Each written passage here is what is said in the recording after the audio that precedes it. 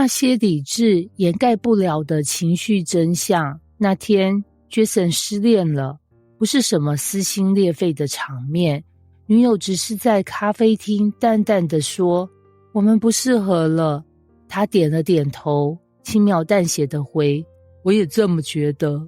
接着他照常回家，运动、洗澡，打开 Netflix， 甚至还煮了碗蛮有创意的泡面料理。他朋友问他会不会难过，他笑笑说，理智上看，我们确实不合，分手是对的选择。2天后，他凌晨3点默默开了女友的 IG， 看到他发了一张和新朋友的合照，笑得很灿烂。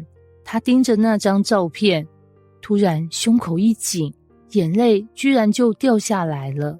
原来理智只是情绪的遮阳伞，挡得了一时的烈日，却挡不了夜里那道突如其来的风。你是不是也有这样的经验？你明明说服自己，这不值得难过，我很成熟，我不应该在意，但心里却莫名其妙就是卡着、闷着、痒着。那不是你不够坚强，而是你不够诚实地面对情绪的真相。人类很奇妙，特别擅长包装自己。在公共场合，我们表现得从容优雅；在工作上，我们扮演专业精明；在朋友圈，我们努力显得正向积极。而当情绪来袭时，我们的第一反应往往是压下去，不让自己显得脆弱、不成熟、不理智。因为我们被教导要理性至上，好像情绪是失控的代名词，生气是幼稚，难过是软弱，焦虑是没定性，害怕是没用。所以我们发明了很多看起来很聪明的句子来否认情绪。反正事情已经发生了，难过也没用，这种小事我根本不会放在心上，我又不笨，我怎么会为这种人难过？但你有没有发现，越是强调自己不在意，其实越在意。情绪是没有办法被说服的，它不像 Excel 可以用逻辑清单处理，你越试图用理性说服它，它反而越加用身体、梦境、下意识来反抗你。压抑的情绪会变形，然后反扑。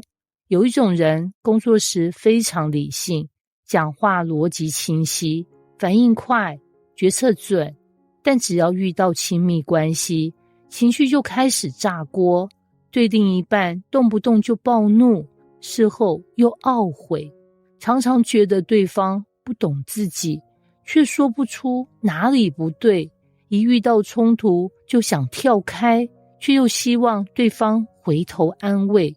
这是因为情绪像一锅高压锅，你越是井盖，火开得越大，它终究会找地方爆出来。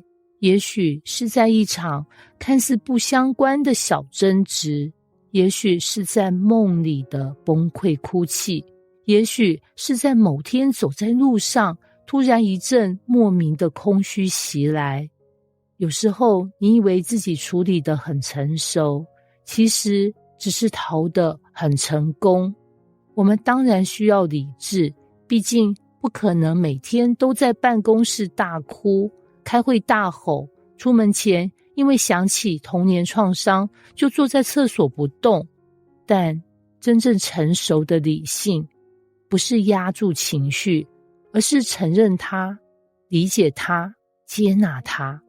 理智的目的是帮助我们整理情绪，不是消灭情绪。举个例子，情绪像一滩乱七八糟的毛线球，理性不是剪掉它，而是慢慢地把它梳开，看到是哪一段记忆，哪一个渴望，哪一个痛纠结在里面。真正的内在力量不是我不动情绪，而是我不怕面对情绪。现代生活里的理性掩盖小剧场。案例一，我没事先生。 Andy 是职场高绩效代表，开会永远冷静，回报永远快速，私底下他连感冒都说我只是喉咙有点痒，没什么。直到有一天公司缩编，他负责的部门被砍了，他仍然面无表情，我早有心理准备了。但当晚他一个人坐在车上，一口气吃了3个炸鸡便当，然后头痛到吐。他不知道怎么表达失落，只好用食物跟身体帮他说。案例2，很会劝别人却无法安慰自己的小姐。Eva 是大家的树洞，朋友失恋找她，爸妈吵架找她，同事被主管骂也找她。她永远说得头头是道，给出一堆理性建议，但她的感情一出问题，她就说反正我早知道不会有结果。但她又偷偷听对方的语音，打开对话框又关掉，再打开再关掉。她以为自己很清醒，其实内心早已千疮百孔。情绪的真相不是软弱，而是诚实。